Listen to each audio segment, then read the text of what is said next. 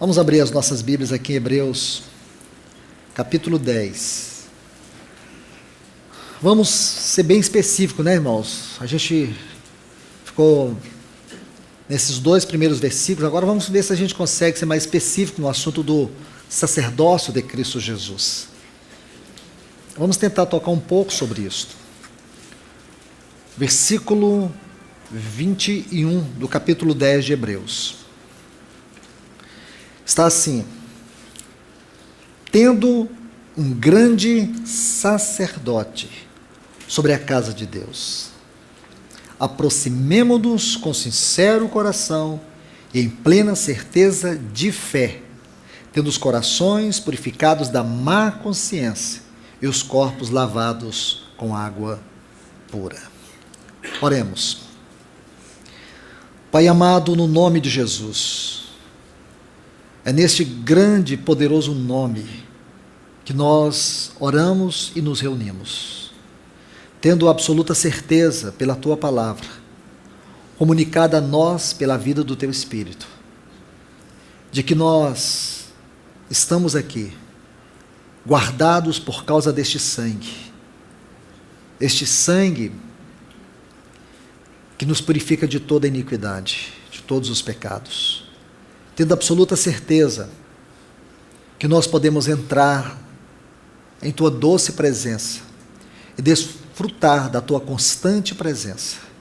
Por um lado, Senhor, nós podemos entrar de maneira elevada a Ti. Por outro lado, Senhor, nós temos a certeza que Tu estás em nós, habitando dentro de nós, pela doce vida do Teu Espírito. Por isso, Senhor, nós queremos Te adorar, porque o Senhor nos reuniu, nos congregou aqui de maneira tão especial.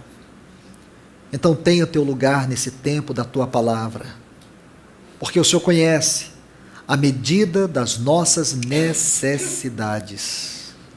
Obrigado por tudo, Senhor. Obrigado por tudo. Obrigado, Senhor, porque mais uma vez nós podemos contemplar verdades tão profundas descritas na Tua palavra.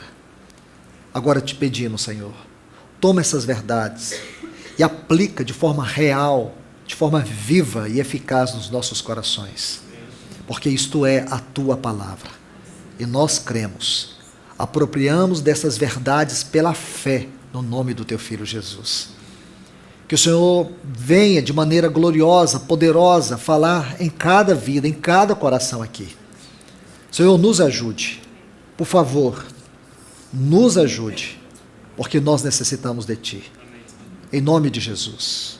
Amém. Bem, irmãos, irmãs, vamos ver um pouco sobre este sumo sacerdócio de Cristo Jesus. Aqui na Epístola aos Hebreus, ele vai dizer para nós que o nosso Senhor Jesus, ele é o sumo sacerdote segundo a ordem de Melquisedeque. Ora, os versículos anteriores, nós vimos a realidade da vida cristã além do véu, a vida cristã elevada. A igreja precisa tocar esta realidade, por causa da sua grande necessidade, por causa do seu chamamento, por causa da sua responsabilidade, por causa da fidelidade com que cada um devemos servir o Senhor. Irmãos, nesse ponto, permita-me fazer um pequeno parênteses. Eu sei que muitos de nós, por algum momento ou em algum momento, já nos inquietamos com respeito ao reino, à era vindoura, tribunal de Cristo. Porque nós sabemos que o Senhor um dia julgará as nossas obras. De que maneira? Lá em 2 Coríntios, capítulo 5, versículo 10, diz que todos nós um dia vamos comparecer perante o tribunal de Cristo. E a grande pergunta é, o que é que vai ser julgado? Os nossos pecados sabemos que não, porque os nossos pecados, todos eles, já foram julgados lá na cruz do Calvário, e não há condenação para aqueles que estão em Cristo Jesus. Amém. Agora, irmãos, nós sabemos que as nossas obras, o caráter delas, o valor delas, todas elas serão julgadas. Lá em Mateus capítulo 7, a partir do versículo 21, diz assim: nem todo o que me diz Senhor, Senhor, entrará no reino dos céus, mas aqueles que fazem a vontade de meu Pai, que está nos céus. Muitos naquele dia, olha essa frase, naquele dia. Aí você tem que configurar esse texto com 2 Coríntios 5,10. Você vai saber que é este dia. Muitos naquele dia me dirão, Senhor, Senhor, porventura não temos nós pregado em Teu nome, em Teu nome não temos feito muitos milagres, em Teu nome não temos profetizado. Aí o Senhor diz, e eu lhes direi claramente, apartai-vos de mim, eu nunca vos conheci.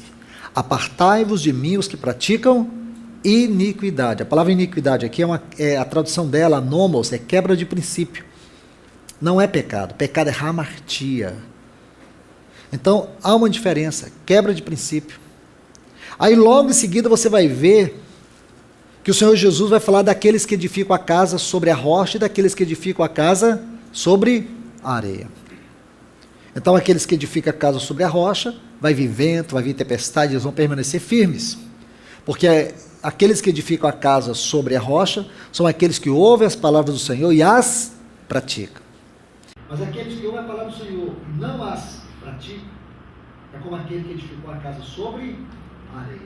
Aí diz que vem o vento, vem a chuva, vem a tempestade, e grande será a sua ruína. Então essa palavra ruína tem a ver com o que vai acontecer com aqueles que um dia vão comparecer diante do Senhor, tendo muitas obras, mas tudo que eles edificaram, não edificaram segundo a palavra de Deus.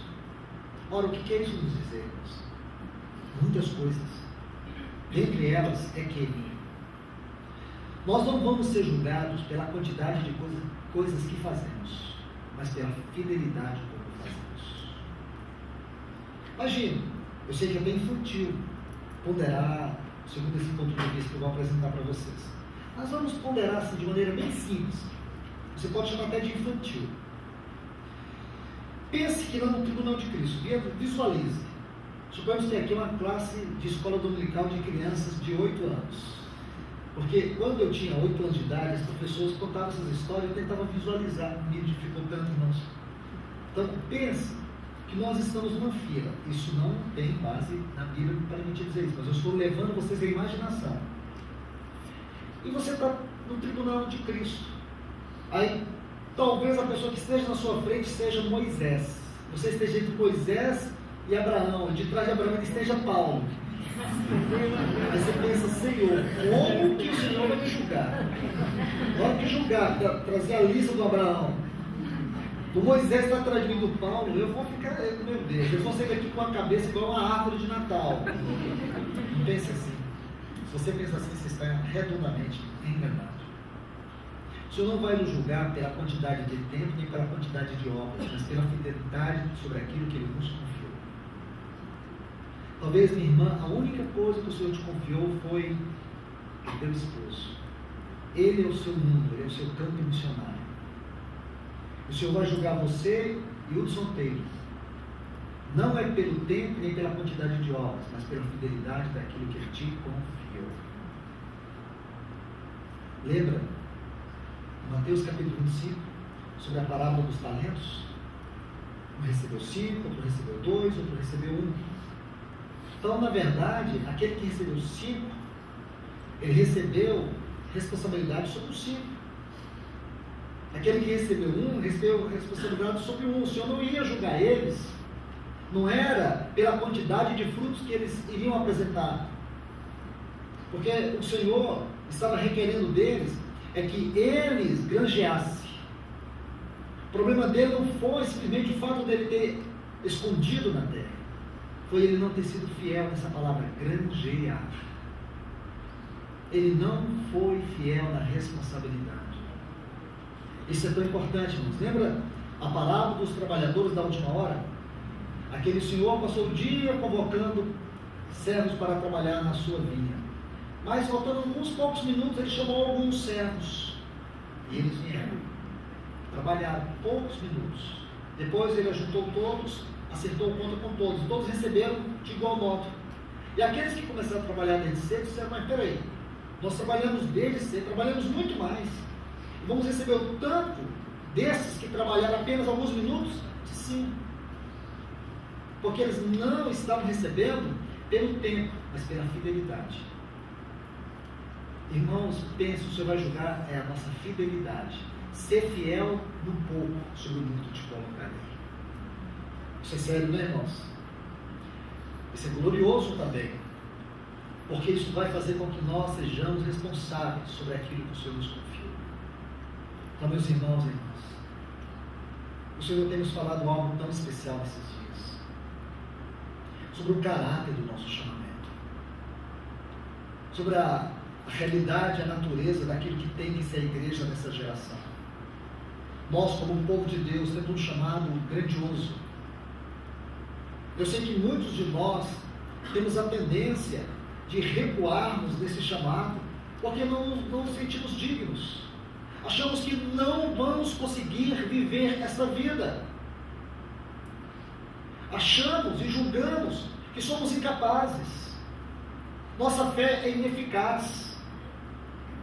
Nós começamos a olhar para nós no espelho da nossa vida e pensamos assim: Deus, como é possível eu viver essa vida cristã? Como eu posso viver uma vida cristã tão elevada? Como eu posso corresponder a um chamamento tão grandioso, sendo eu quem eu sou? Meus irmãos e irmãs, nós precisamos olhar para a palavra de Deus e entender que essa palavra, ela é viva e ela é eficaz. Ela foi dirigida, destinada, escrita para mim e para você, que fazemos parte deste corpo místico, orgânico, vivo de Cristo Jesus. E nós temos que confiar naquilo que este texto diz: temos. Sabe por que você pode entrar no lugar santíssimo com ousadia, com liberdade? Sabe o que te permite chegar a viver tal vida? É porque você tem um grande sumo sacerdote. É por causa da obra dele. E aqui nesta epístola aos Hebreus, diz para nós que este sumo sacerdote, ele é da ordem de Melquisedeque. O que significa isto? Observe bem, se você quiser ler, no capítulo 7, e o versículo 2 da epístola aos Hebreus, vai dizer algo para nós, que é tão importante, irmãos. Porque quando você estuda a palavra Melquisedeque, você sabe que a história de Melquisedeque, de maneira bíblica, começa ali em Gênesis, no capítulo 14. Então, quando você estuda a palavra Melquisedeque no hebraico, Melquisedeque, rei de justiça. Mas só que em Hebreus capítulo 7, versículo 2, diz que ele é rei de justiça e é rei de paz. Então ele é Melquisedeque e é o Melquishalom. Compreende isso? Justiça e paz. É a base do seu ofício. Ora, por que, irmãos? Isso é importante você saber, porque o Salmo 85:10 vai traduzir isso para nós. Lembra que esse salmo diz que a justiça e a paz se beijaram? Então vai responder esse texto aqui de Hebreus 7:2. Melquisedeque, Melquishalom. Porque a justiça de Deus foi satisfeita, e agora mais um texto, que fica como uma moldura aqui. Romanos capítulo 5, versículo 1.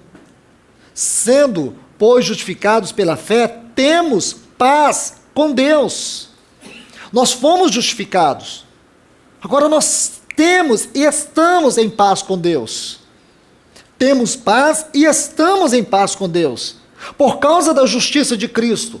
Por causa do sacrifício de Cristo.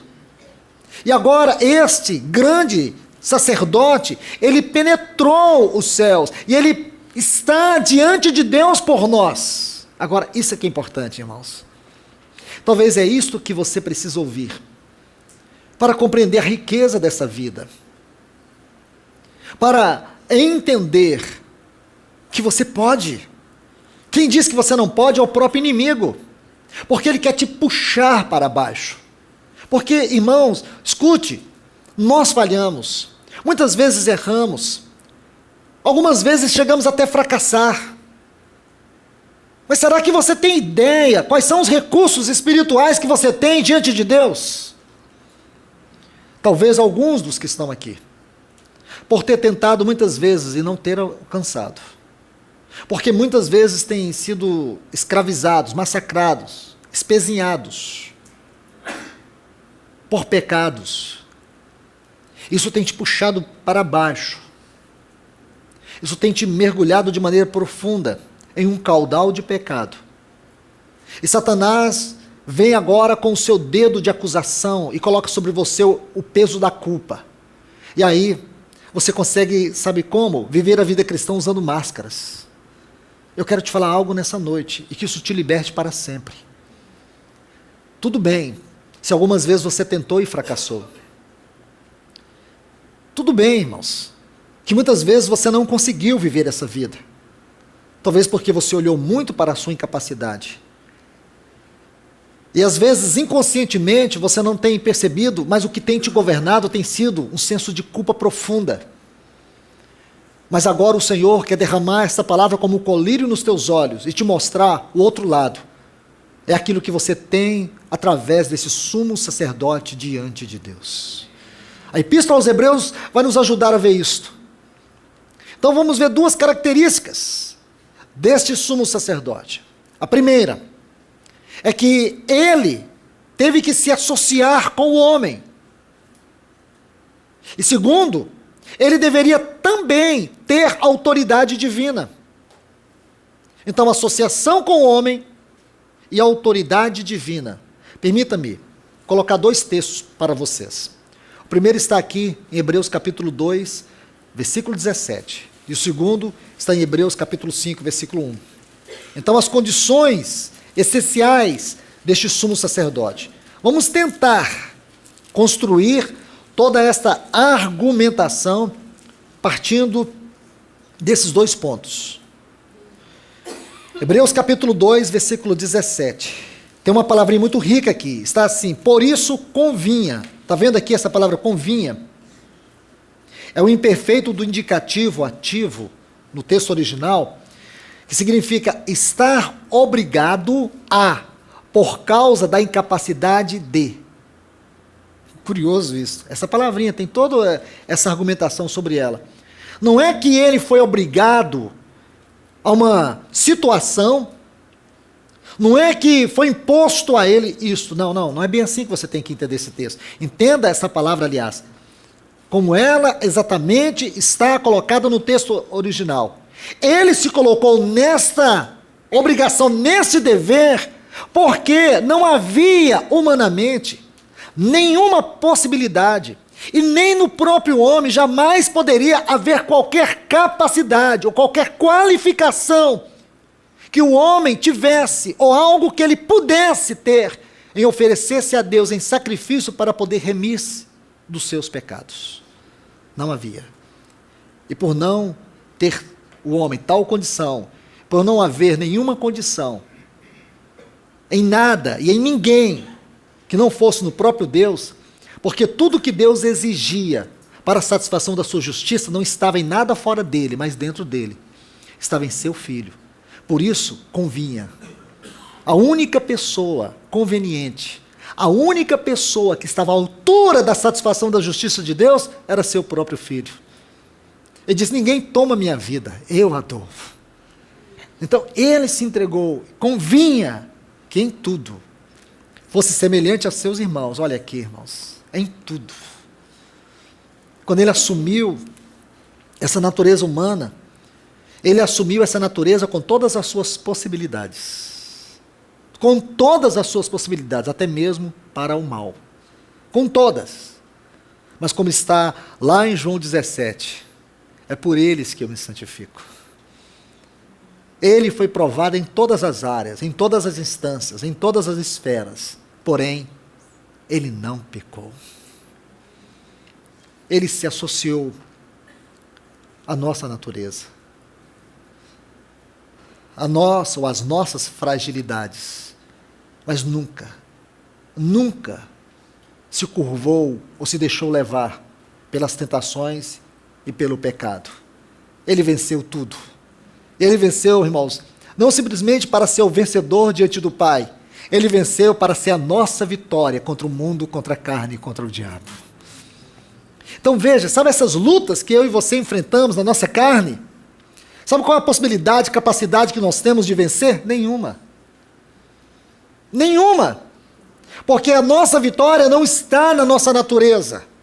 Porque toda a força da nossa natureza e toda a sua disposição é para pecar. Mas graças a Deus, irmãos, que essa vida santa, ressurreta, gloriosa, que está diante do Pai, se tornou nossa vida. É a obra do Espírito. É ampliar essa vida mais e mais para dentro de nós, à medida que a cruz e a palavra vai trabalhando. Talvez o teu problema é a dificuldade de nos submetermos à obra do Espírito, através do trabalho da cruz e através do trabalho da palavra. Às vezes nos falta essa sensibilidade. Então, meus irmãos, vamos entender mais um pouco. Ele diz assim: convinha que em tudo fosse semelhante a seus irmãos, para ser misericordioso Veja, ele foi semelhante a seus irmãos para. Qual o propósito disso? Para que ele pudesse se tornar o nosso misericordioso e fiel. Sumo sacerdote. Misericordioso. Veja isso, irmãos, misericordioso. Significa que Deus não vai dar a nós aquilo que nós merecíamos. Você sabe o que significa a palavra misericórdia? Ela vem de uma palavra em latim, misereu e cardio. Colocar as misérias do outro sobre o seu próprio coração. Pense nisso, irmãos. Sabe esse sumo sacerdote que está diante de Deus por mim e por você? Ele sabe das suas fraquezas. Ele sabe das suas possibilidades de cair, de falhar. Ele sabe de tudo isto. Embora ele tendo sido tentado em todas as coisas, e mesmo não tendo pecado, ele foi tentado como nós. Mas ele não pecou, e não pecou como nós, em nenhuma área. E sabe por que ele fez isso, irmãos? Ele fez isso para ser o nosso sumo sacerdote, porque hoje ele pode socorrer-nos. Hoje ele pode tomar as nossas misérias, pode colocar sobre o seu peito, e pode entrar diante do Pai por nós, com o seu sangue, e reivindicar que a justiça de Deus se manifeste na nossa vida, e que a paz reine na nossa mente, nos livrando de todo o peso da culpa e das acusações de Satanás. Sabe por que você sofre com a culpa? Porque você não tem visto isso. Porque é este fato, talvez você não tenha percebido a realidade e o poder dele na tua consciência. Então ele diz, para ser fiel, misericordioso e fiel, sumo sacerdote, no que se refere a Deus, com o propósito ou a fim de fazer propiciação pelos pecados do povo. Ai, tem tanto assunto, irmãos, mas eu prometo para vocês, eu quero ser mais didático, porque senão a gente vai ficar num versículo só e não vamos avançar tanto. Então, vamos fugir dessa tentação. Vamos para o capítulo 5, versículo 1. São tantas frases ricas, cheias de aplicações. Então vamos ver agora o aspecto do que ele é. Ele também, como sumo sacerdote, tinha que se associar à natureza humana, ou com o homem, com todas as suas possibilidades, tentações, embora sem pecado, mas também ele deveria ser poderoso. E ele é poderoso. Porque todo sumo sacerdote tomado dentre os homens é constituído a favor dos homens, das coisas que se referem a Deus, a fim de que apresente ofertas e sacrifícios pelos pecados, podendo sentir compaixão para com os ignorantes. Sabe que essa palavra ignorantes aqui, irmãos, a tradução dela é muito interessante, fala ignorantes ou ignorância de mente. Uma pessoa que tem incapacidade, até mesmo mental. Uma pessoa que tem dificuldade, até mesmo mental. Aí diz, e extraviados, visto que ele também está rodeado de fraquezas. E por causa disso deve oferecer sacrifício pelos pecados, tanto do povo quanto por si mesmo. Assim era o sumo sacerdote tomado dentre os homens, como está no versículo 1. Aí diz versículo 5, assim do mesmo modo, Cristo não glorificou a si próprio, fazendo-se sumo sacerdote, mas o que lhe disse é assim: tu és meu filho, isto é, ele é filho por geração eterna. E diz: tu és meu filho, eu hoje te gerei. Então ele é tanto filho por geração eterna, como ele é o sumo sacerdote eterno. Como também em outro lugar diz: tu és sacerdote para sempre, segundo a ordem de Melquisedeque. Essa é a diferença de Cristo, do sacerdote segundo a lei. Mesmo sendo eles tomados dentre os homens, eles tinham que fazer e oferecer sacrifício por si mesmo. Cristo não, sabe por quê? Porque nele não havia pecado.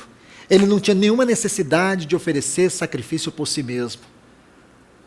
E agora, irmãos, você tem que entender algo. Que depois de ter realizado o sacrifício da cruz, vencido a morte e ressuscitado, aí você vê aqui no capítulo 6, versículo 20, um texto que nós lemos ontem, mas é importante que entremos mais uma vez dentro desse texto, porque ele é muito importante. Ele diz assim, versículo 19 e 20, a qual temos como âncora da alma. Lembra, a gente falou da esperança posta. Essa esperança é como âncora da alma, segura e firme, que penetra além do véu, onde Jesus. Sabe por que você pode entrar no Santo dos Santos? Ele vai dizer, onde Jesus, como precursor. O que é precursor? Aquele que foi primeiramente à frente. Onde Jesus entrou por nós. Lindo isso aqui, irmãos. Ele entrou por nós. Essa é a garantia, porque ele entrou por você. Sabendo das suas fraquezas, sabendo das suas debilidades. Ele entrou por mim e por você. Ele foi adiante de nós, ele foi à nossa frente. Ele tomou o nosso lugar primeiro. Depois ele foi à nossa frente, primeiro, para nos conduzir a esta mesma glória. Então você está vendo aqui, irmãos, ele tanto se associou conosco, como também ele foi constituído por Deus como sumo sacerdote, naquilo que se refere a Deus, porque agora ele tem autoridade celestial, poder divino. Por isso ele é diferente do sacerdote segundo a ordem de Arão. Mas há algo aqui, nesta epístola aos Hebreus, quando você tem essa visão do seu lado humano, onde ele se associou conosco, e do seu lado divino, constituído por Deus como sumo sacerdote, aí você vai ver 3 declarações impressionantes daquilo que é o seu serviço, daquilo que é o seu ofício sacerdotal. Essa epístola, ela é extremamente gloriosa. Então vamos ver cada uma dessas declarações, ou 3 declarações, que vão revelar para nós a natureza do ofício sacerdotal de Cristo Jesus. A primeira está aqui, no versículo 18 do capítulo 2. Então está bem pertinho de vocês aí. Hebreus 2:18. Vai dizer que ele é poderoso para socorrer os que são tentados.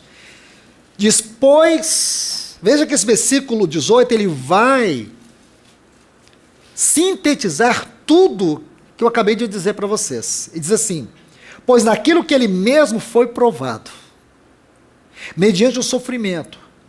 Agora, observe, é poderoso para socorrer, está vendo aqui? Os que são tentados. Observe aqui, irmãos, essa palavra, poderoso para socorrer, os que são tentados. Veja isso, irmãos, o seu socorro não se fundamenta em primeira instância, simplesmente na sua piedade, mas sabe aonde? Na sua obra expiatória. Eu quero que você veja isso, o sentido dessa palavra aqui, socorrer, os que são tentados, essa palavra socorrer, uma bela ilustração dela, está em Mateus capítulo 15, quando aquela mulher Ciro-fenícia, Jesus, ele tem alguns princípios didáticos, totalmente diferentes de todos os mestres do mundo, por isso que ele é mestre por excelência. Então ele cria uma situação para promover um ensino, para fazer uma aplicação. Nenhum mestre é capaz de fazer isso. Somente ele tem essa capacidade. Então ele cria uma situação. Você tem que perceber isso. Você pode levar alguns anos para estudar qualquer livro da Bíblia, mas vai levar a eternidade para estudar a vida de Cristo. Só nos evangelhos. Só nos evangelhos. Você pode ler a Bíblia toda, estudando, com cuidado, e tira os 4 evangelhos. Desses 4 evangelhos, tira só as palavras e os atos de Cristo. Se você gastar um ano para ler toda a Bíblia, você vai gastar, pelo menos, toda a sua vida, só para estudar, perceber detalhes da vida de Cristo. Porque é muito incrível, irmãos. Então ele está andando ali, naquelas terras de Sidom. Aí vem uma mulher desesperada.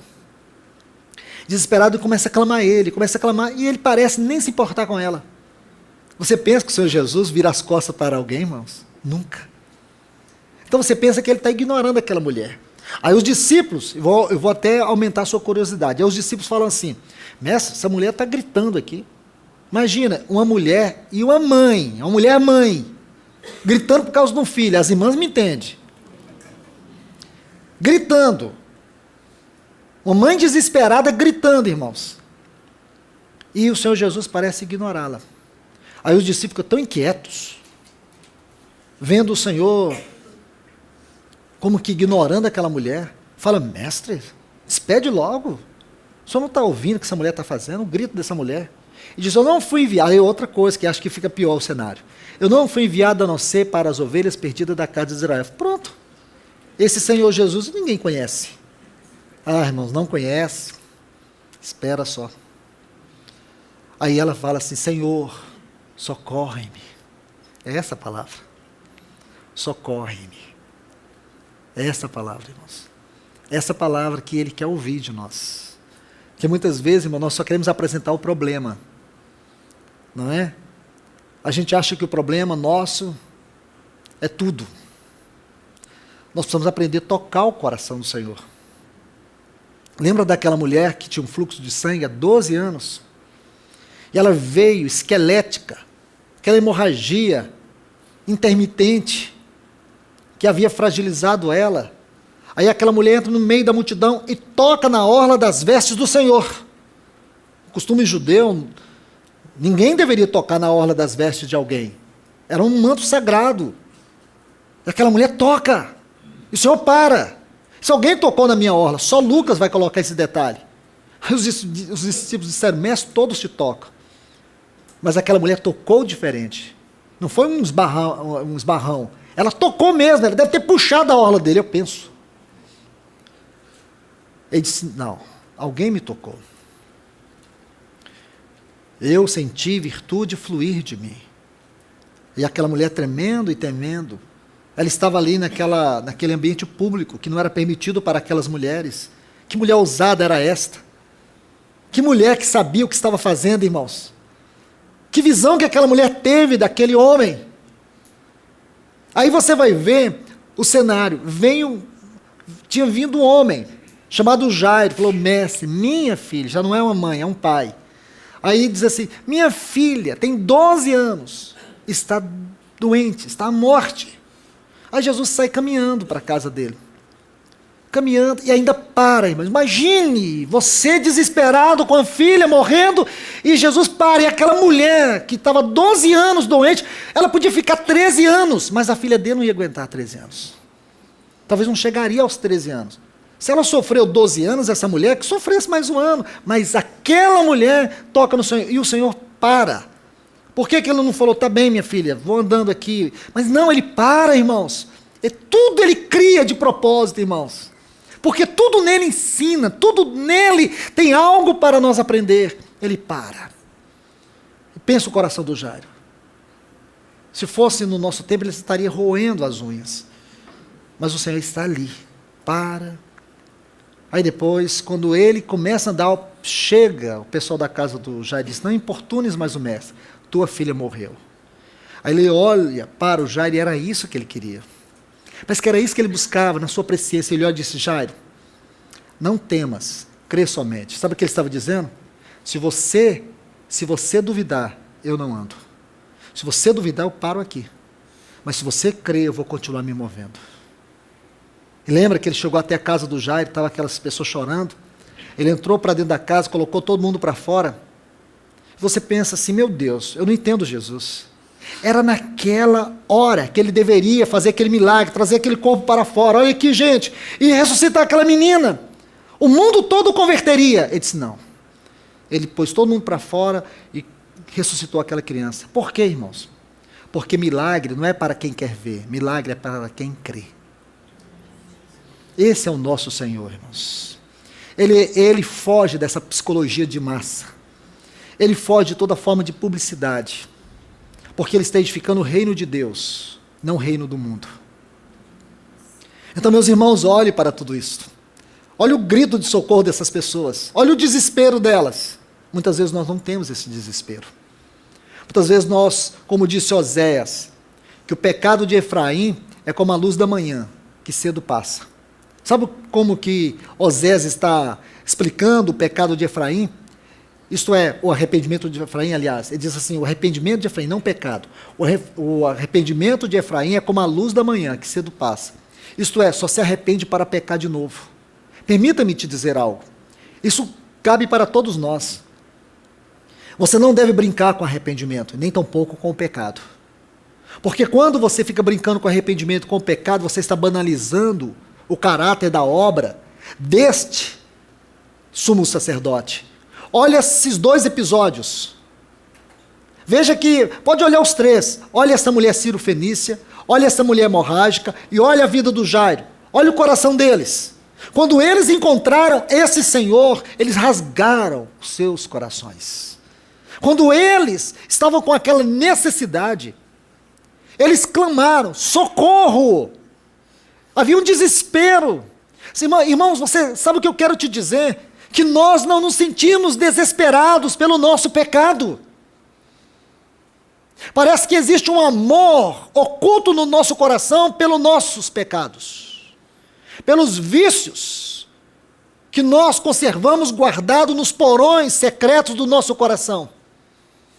A obra deste sumo sacerdote não é uma obra banal.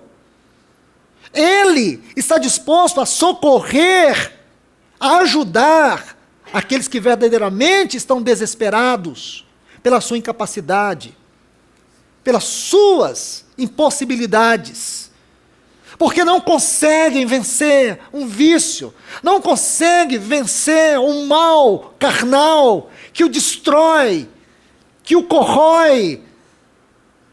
Mas se você um dia clamar, se você um dia se desesperar, como diz o capítulo 7, o versículo 24 de Romanos, miserável, a palavra ali é tão feia, irmãos, eu não gosto nem de citar essa palavra. Ainda bem que algumas versões só diz assim, miserável, mas vou citar só essa vez. A palavra é desgraçado. Desculpe, irmãos, mas é assim que está na Bíblia, no texto original. Desgraçado homem que sou. Essa palavra desgraçado é alguém que está aquém da graça. Mas graças a Deus, que aonde abundou o pecado, superabundou a graça. Porque no versículo 25, Paulo diz assim, mas graças a Deus por Cristo Jesus. Por um lado nós somos, por causa desse velho homem adâmico, corrosivo, que não se converte, por causa deste velho homem, nosso estado era um estado miserável, incorrigível, mas graças a Deus por Cristo Jesus. Ele vem ao nosso socorro. Esta, irmãos, esta é a primeira declaração que descreve o ofício do nosso sumo sacerdote. Olha essa palavra, socorrer. Ele é capaz de nos socorrer em todas as nossas misérias, em todas as nossas incapacidades, em todas as nossas impossibilidades, aonde você não consegue ir, aonde você não consegue ir, aquilo que você não consegue vencer, Ele é a tua vitória. A segunda declaração está aqui no capítulo 4, versículo 15.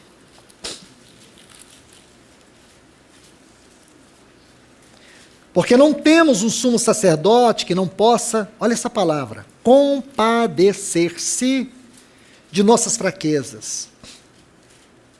Porém, que em tudo foi tentado a nossa semelhança, mas sem pecado. Irmãos, olha essa palavra aqui, compadecer-se. O sentido dela é identificar-se com as necessidades do outro. O nosso sumo sacerdote, irmãos, é alguém que se identificou com as nossas necessidades, com as nossas fraquezas. Ele se identificou conosco, porém, sem pecado. Essa é a glória. A glória é que ele, embora tendo se identificado a nossa semelhança humana, e tendo sido tentado em todas as coisas, ele não pecou. Então ele pode se compadecer de nós. Porque do contrário, irmãos, ele seria tão necessitado, tão carente como nós. Mas, como ele não pecou, graças a Deus, ele pode nos socorrer. Essa é uma declaração estupenda. E a terceira está aqui, no versículo 25 do capítulo 7. Por isso também pode salvar. Olha essa palavra, completamente, pode salvar completamente os que, por meio dele, se aproxima de Deus, vivendo sempre para interceder por eles. Eu quero que você observe aqui, ele é poderoso para salvar. Está vendo aqui? Aqui você tem um tempo presente no texto original. E aqui, quando você observa esse tempo presente aqui, vai falar de uma experiência que é mantida por meio de uma constante prática. Uma experiência que é mantida, primeira coisa, por meio de uma constante prática. Então, qual que é a experiência mantida? A experiência mantida é que ele é poderoso para nos salvar. E a constante prática? Aqueles que se aproximam dele. Então, meus irmãos, veja, muitas vezes queremos justificar os nossos pecados na nossa carne. Não, mas cometa essas falhas, irmão, estou escravo disso, eu tenho dificuldade com isso, a área que eu mais tenho caído é essa. Sabe essas justificativas que nós fazemos? É como se inconscientemente nós estivéssemos fazendo uma concessão com o pecado. É como se houvesse, mesmo que de maneira inconsciente, uma certa conveniência com o pecado. Deixe-me dizer algo para vocês. Ele pode nos salvar completamente, ele salva completamente aqueles que se aproximam. Isto é, existe aqui, primeiro, observe, ele é poderoso para nos salvar. Está vendo? É uma experiência que é mantida.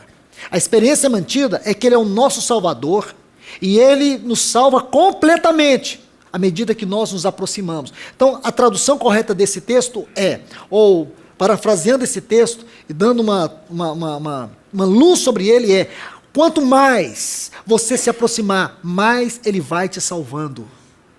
À medida que você vai se aproximando, mais ele vai te salvando. Apesar das nossas fragilidades, apesar dos nossos pecados, apesar da nossa incapacidade em todas as áreas. Então, o que o Senhor está dizendo para você? Não é para você se esconder com o seu pecado. Não é para você correr da presença do Senhor por causa dos seus pecados. Não é para você se afastar por causa dos seus pecados. É para você se aproximar. Apesar da sua fragilidade. Apesar de muitas vezes você não conseguir, sabe qual é a palavra dele para você? Aproxime. Porque à medida que você vai se aproximando, ele vai te salvando completamente. Porque existe uma posição mantida. A posição dele está mantida. Agora, muitas vezes a nossa não. Nós nos colocamos como filhos, mas às vezes temos dúvida da nossa posição, da nossa filiação. Lembra o filho pródigo? Ele diz assim para o pai: pai, já que tu não morres mesmo, pensa, irmãos, pai ouvir isso, já que tu não morres mesmo, dá a minha herança. Imagina um pai ouvir isso. O provérbio diz que a herança antecipada é amaldiçoada. Já que tu não morres mesmo, dá a minha herança, eu quero viver minha vida. Quer dizer, a vida dele seria vivida à medida que o pai morresse. É uma dor muito grande o pai ouvir isso, irmãos. Mas o amor do pai é muito maior do que os pecados do filho. Então, este capítulo 15 de Lucas, ele é constituído de alguns pontos tão importantes, irmãos, que foram escritos para nos mostrar o coração de Deus por nós. Aí a Bíblia diz que o pai pegou a parte do filho e deu. Imagine que até deixar o filho ir embora de casa é uma manifestação de amor do pai. E o filho foi, viveu sua vida. Mas, dessa parábola de Lucas 15, está assim, a parábola do filho pródigo, né? Mas, irmãos, você sabe que essas temáticas desses capítulos da Bíblia não são inspirados por Deus, só a Bíblia, viu? Porque isso é uma questão de editores. Até porque, se fosse para mim dar uma opinião, eu não ia colocar a parábola do filho pródigo. Eu tenho várias alternativas para isso. Eu ia colocar a parábola dos filhos perdidos, porque tinha um filho perdido em casa e tinha um outro fora de casa. E tem também, irmãos, o ponto essencial, eu ia colocar a parábola que descreve o amor do pai.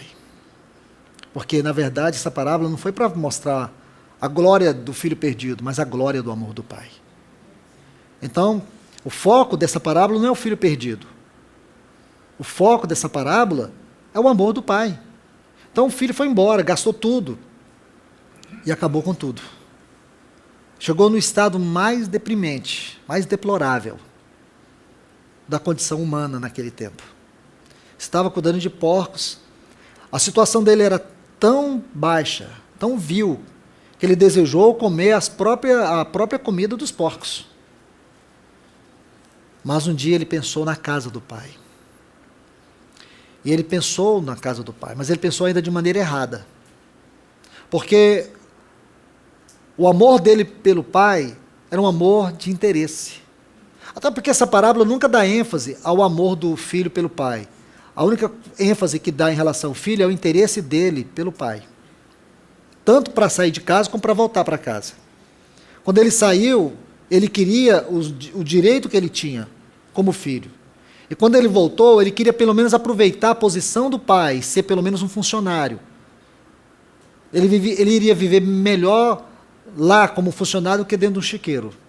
Então essa era a matemática egoísta dele. Então ele disse, vou voltar para o meu pai. Vou ser um dos jornaleiros dele. Acho que vai ser uma boa posição. Ele volta. Então quando você vai lendo, esse é um capítulo lindo, e a gente precisa de algumas ferramentas para perceber com detalhe algumas questões ali. A ideia que se tem, irmãos, daquele episódio é que o pai mantinha um constante olhar naquele caminho, por um dia o filho saiu. Por quê? Porque diz que de repente o pai olhou e quando ele viu o moribundo vindo, aí é onde entra a verdade gloriosa desse texto. Diz que o pai correu. Então na nossa versão em português diz assim, que o pai correu, abraçou e beijou o filho. Não é? Mas o texto original não está assim. O texto original dá a ideia que o pai correu desesperadamente. E quando ele viu o filho, o termo ali beijou, a ação do verbo está em prosseguimento, que significa que ele ficou beijando o rosto do filho. É como se ele abraçasse forte o filho, soltasse o filho, beijasse o filho, abraçasse de novo. Então a ação está em prosseguimento ali. Em português a gente perde um pouco isso, ou perde talvez tudo. Então você olha, o pai correu, abraçou, beijou. Aí você já pula para o outro versículo. Você não para, meu Deus.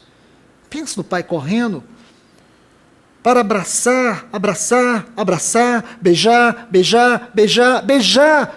Um filho que disse para ele um dia, já que tu não morres, dá-me a minha herança. Era um amor utilitário. Irmãos, é diferente. Aí o filho diz, pai, eu não sou digno de ser teu filho.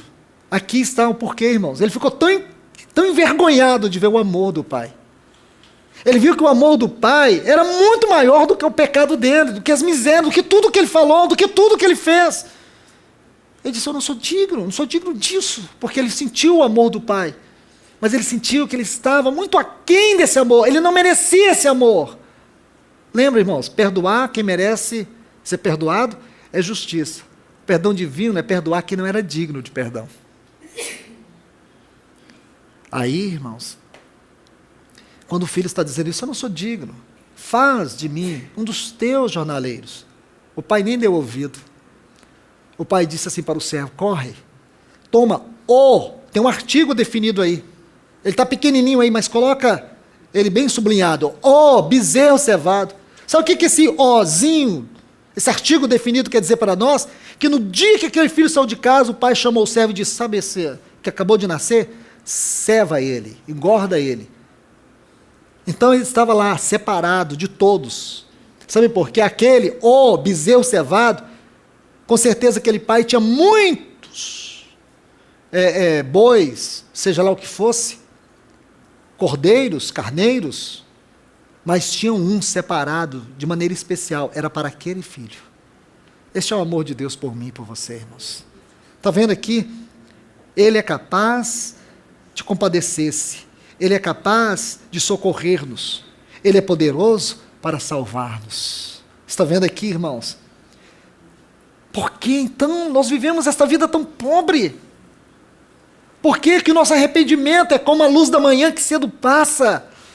Nós precisamos gritar: Senhor, socorre-me, ajuda-me, salva-me. Não é a salvação no sentido objetivo. Dessa, irmãos, ou nesta, nós já estamos salvos. Nós temos uma filiação eterna, porque filho é uma posição que você não perde. Aquele filho queria ser um jornaleiro, ele não tinha como ser jornaleiro, ele era filho, ele tinha herança. O sangue do pai estava nele. Irmãos, veja o que Paulo diz para os presbíteros de Éfeso em Mileto, em Atos 20, 28. Atendei por vós e por todo o rebanho, qual o Espírito Santo vos constituiu bispo, para pastoreardes a igreja de Deus, a qual ele comprou com o seu sangue. Sangue de Deus. O sangue que Deus vê. Então essas três declarações. Ele é poderoso para socorrer. Ele é poderoso para se compadecer de nós. Ele é poderoso para nos salvar completamente. Estas são as designações do ofício do nosso sumo sacerdote. E agora você diz: não, eu não posso entrar. Não sou digno de entrar no lugar santíssimo. Como eu posso viver essa vida tão elevada? Como, irmão? Como é possível? Depende de você, irmão. A única coisa que depende de nós é render. A única coisa que depende de nós, irmãos, é descansar sobre o fundamento da justiça, da graça, da misericórdia e do amor de Deus. Não é colocar em nós uma esperança que não funciona, é colocar nele toda a nossa esperança, é colocar nele toda a nossa convicção de que ele é poderoso para nos salvar completamente, de vir em nosso auxílio, de se compadecer de nós, e apesar daquilo que somos, ele, somente ele, pode se compadecer de nós. Então, irmãos, aqui nós vemos três coisas. Não há nenhum problema em nossa vida que nele não haja solução. Vou repetir. Não há nenhum problema aí na tua vida que nele não haja solução. Não há nenhum inimigo o qual você talvez esteja lutando, que ele não possa te livrar. E não há nenhum tipo de pecado do qual ele não possa te perdoar. Você entendeu isso? Você talvez esteja olhando para muitos problemas, mas eu quero te falar que nele todos os teus problemas têm solução. Talvez você esteja lutando contra tantos inimigos, em tantas frentes de batalha. Eu quero te falar que só ele pode te livrar de todos os teus inimigos. E qualquer que seja o teu pecado, nele você tem a graça e o perdão para vencer. Mas deixa eu concluir, pelo menos, para terminar aqui. Como nosso sumo sacerdote, eu creio que a grande característica do sacerdócio em todas as histórias que a gente lê, mesmo na Bíblia, talvez a mais forte delas é a intercessão pelo povo. Quando você pensa no sacerdote, você sempre pensa naquele que está entre, especialmente aqui na Bíblia, o sacerdote era aquele que estava entre Deus e o povo. E quando pensamos em Cristo como nosso sumo sacerdote, pensamos também e não tem como pensar diferente. Ele é aquele que está diante de Deus por nós. Ele é aquele que entrou por nós. Então aqui nós temos uma designação, talvez a designação mais contundente do ofício de Cristo. A intercessão. E aqui é tão rico, irmãos. Pensar nele como nosso intercessor. Nós acabamos de ler, ele intercede por nós. Romanos 8, 27 diz que ele intercede por nós. Ele é aquele que intercede por nós. E nesse ministério de intercessão do Senhor, nós precisamos ver alguns detalhes preciosos.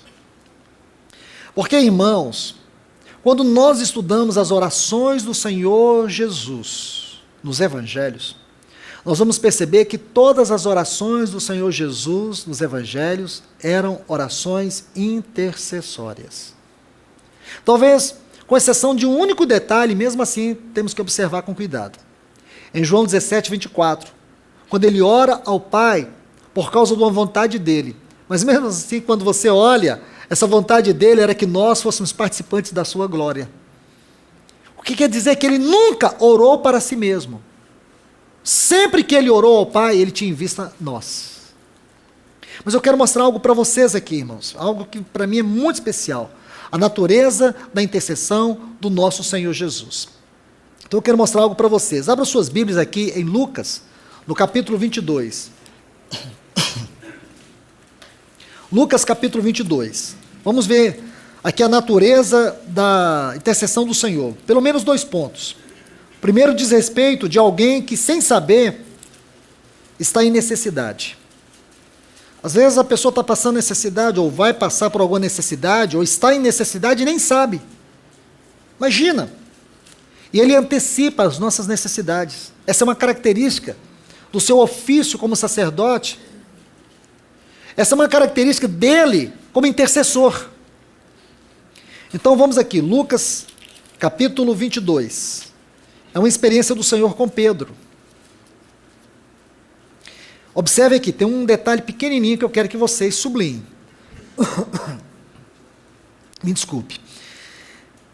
Lucas 22, 31 diz: Disse também o Senhor, então vamos perceber, Simão, Simão, eis que Satanás solicitou poder para vos chacoalhar como trigo, mas eu roguei por ti, para que a tua fé não falhe, e tu, quando te converteres, fortaleça teus irmãos.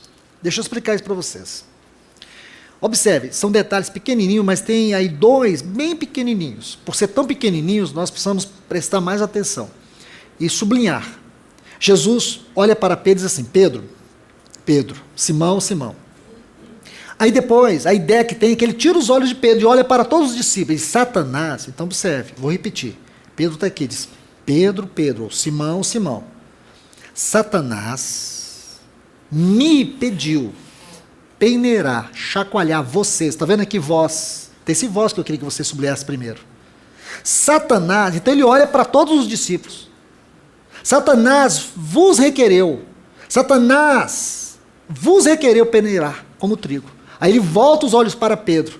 Porém eu roguei por ti, para que a tua fé não desfaleça. Entendeu o texto? Ou os textos aí? Na verdade, Satanás iria chacoalhar a todos eles. Mas um deles, daqueles que estavam ali, iria sofrer um profundo impacto. Se você segue lendo o capítulo 22, você vai ver Pedro. Lembra? Quando ele negou o Senhor? Você já percebeu como foi que Pedro negou o Senhor? Alguma vez te passou pela cabeça? Eu vou tentar traduzir aqui. Você sabe que Pedro negou o Senhor 3 vezes. Então, na primeira vez, observe aqui. Veja o tanto que é sério isso. Versículo 54. Não sei se você está vendo aí a última frase. Pedro seguia de longe.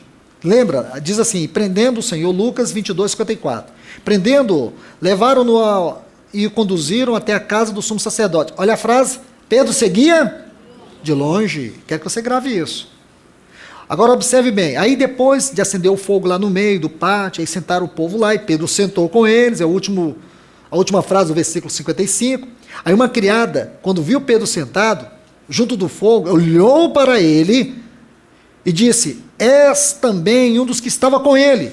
Aí diz que Pedro Mas ele assim está na minha Bíblia, o negou.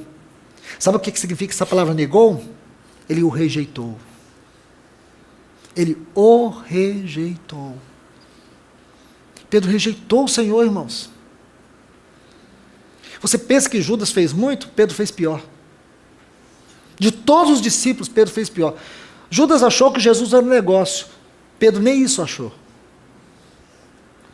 Judas achou que Jesus valia 30 peças de prata. Tinha algum valor. Pedro nem isso. Vou mostrar para vocês. Você está achando que é pouco? Olhe bem. Pouco depois, outra pessoa, vendo, disse, tu também és deles. E Pedro disse, homem, não sou. Essa frase, não sou, é um negativo absoluto. É como se dissesse, não sou, eu não pertenço a ele. Ele estava dizendo que ele não se identificava com o Senhor. É uma rejeição ainda mais grave. Aí, depois passou uma certa hora, versículo 59, outro insistiu dizendo, verdadeiramente eu estava com ele, porque também é galileu. E Pedro disse, homem, não sei quem é. Está vendo aqui? Não sei o que dizes. Observe isso, irmãos. Mas o versículo 61 diz, então, voltando-se o Senhor, olhou para Pedro. Deixa eu dizer isso aqui, irmãos. Se você lembrar lá em João capítulo 1, versículo 42, lembra quando André levou Pedro a Jesus? Deixa eu falar isso bem rápido para vocês. Quando André levou Pedro a Jesus, ele foi andando. Então vinha ali aqueles homens para o lado de Jesus. Aí diz assim, João 1, 42, que o Senhor colocou os olhos em Pedro. Ele fixou os olhos em Pedro. A palavra que está na sua Bíblia é olhou. Mas o texto no original, a palavra ali é tão forte, é como se o Senhor olhasse para Pedro e não tirasse os olhos dele. Então todo mundo chegou ali, cumprimentou o Senhor continuou olhando. É como se Pedro sentisse que o olhar do Senhor tinha penetrado. Irmãos, quando você junta esse texto, o Senhor, olhe bem, o Senhor olhou para Pedro. Não é uma frase que você pode jogar assim de lado, irmãos. Você tem que juntar com essa, porque é a mesma palavra no texto original. Aquele mesmo olhar que um dia capturou Pedro, como se aquele olhar tivesse penetrado Pedro.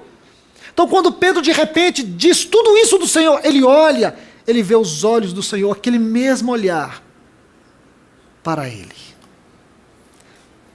Não é impressionante, irmãos? Você pode rejeitar ele, você pode fugir dele, mas ele não tira os olhos de você. Ainda mais agora que ele está diante de Deus.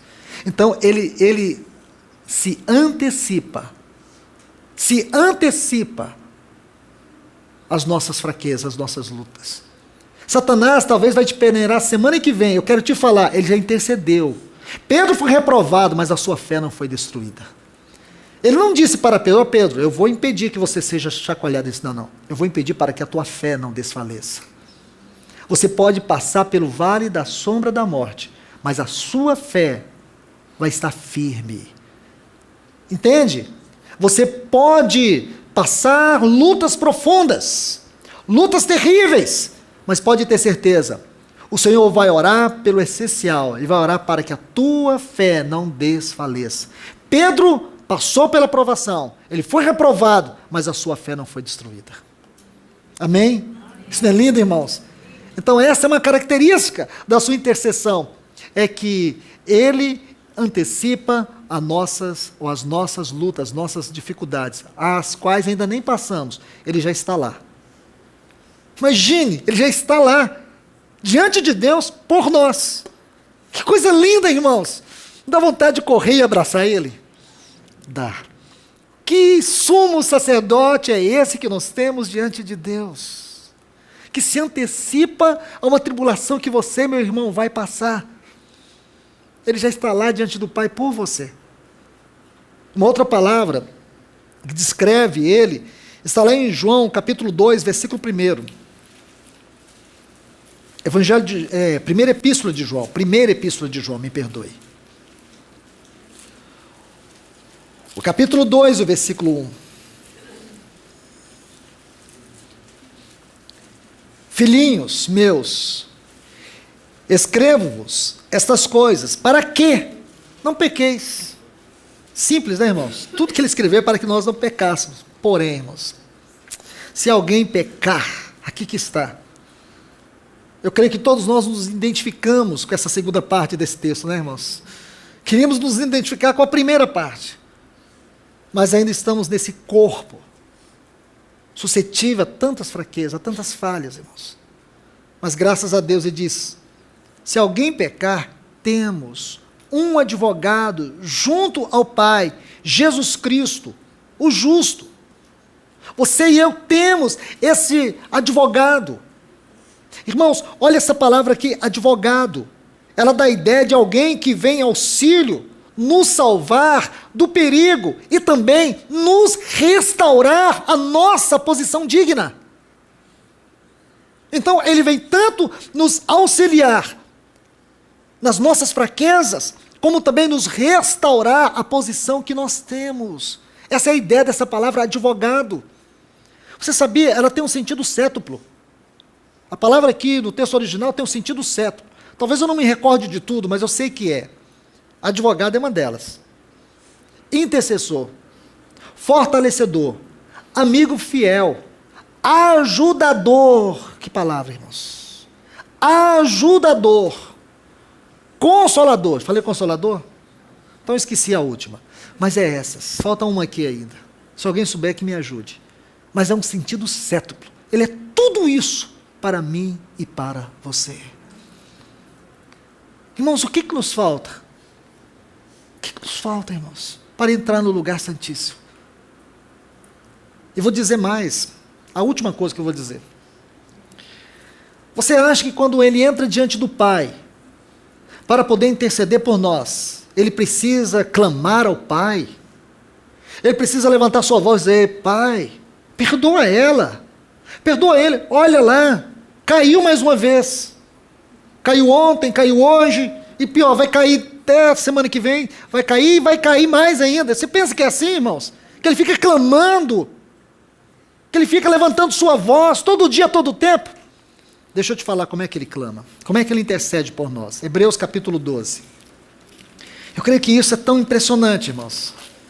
Eu creio que isso vai impressionar você, sobre a maneira como ele intercede por nós. Hebreus 12, 24.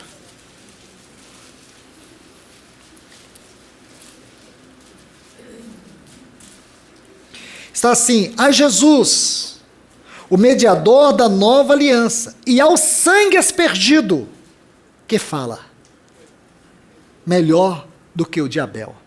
Porque aqui no capítulo 11, versículo 4, diz que o sangue de Abel fala, mas o sangue de Cristo fala melhor do que o de Abel. Então ele não precisa falar nada, o sangue já fala. Lembra lá em Êxodo 12, quando o Senhor disse assim para Moisés, Moisés, toma todos os filhos, ou os chefes das famílias do povo de Israel, diga para eles sacrificar um cordeiro de 1 ano, sem mácula, sem defeito, toma o sangue desse cordeiro e coloca nos umbrais da porta, do lado de fora. Então, dentro daquelas casas, estavam as famílias, comendo daquele cordeiro. Fora estava o sangue, e mais ainda, estava o anjo da morte matando todos os primogênitos do Egito. Aí, quando Deus diz assim, que o sangue estava ali para que ele pudesse ver. Então, meus irmãos, aqui está, é um sangue que fala. Porque quando Deus olha para aquele sangue, e vê aquele sumo sacerdote diante dele, ele não precisa dizer nada, porque o sangue fala ao nosso favor. Graças a Deus por isso, irmãos. Então nós podemos entrar. Então agora a gente deveria começar a ler aquele versículo 19 do capítulo 10, aí é como se a gente tivesse que começar tudo de novo. Tendo, pois, intrepidez para entrar no lugar santíssimo, pelo vivo e novo caminho que ele nos abriu. Você pode entrar, meu irmão e minha irmã. Não fique à porta, não fique na periferia, não fique na superficialidade. Entre para dentro. Viva a vida cristã além do véu. Viva uma vida triunfante. Uma vida onde você cada dia vai perceber que ela é ascensional. Oi, irmãos, que Deus vos abençoe. Que esta palavra seja o alimento que eu e você precisamos para esses dias. Amém.